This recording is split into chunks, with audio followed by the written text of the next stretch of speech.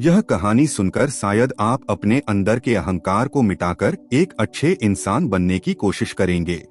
एक आदमी रात को झोपड़ी में बैठकर एक छोटे से दिए को जलाकर कोई शास्त्र पढ़ रहा था। आधी रात बीत गई। जब वह थक गया तो फूंक मारकर उसने दिया बुझा दिया। लेकिन वह यह देखकर हैरान हो गया कि जब तक दिया जल रहा था पूर्णिमा का चांद बाहर खड़ा रहा। लेकिन जैसे ही दिया बुझ गया तो चांद की किरणें उस कमरे में फैल गई। वह आदमी बहुत हैरान हुआ यह देखकर कि एक छोटे से दिए ने इतने बड़े चांद को बाहर रोक कर रखा।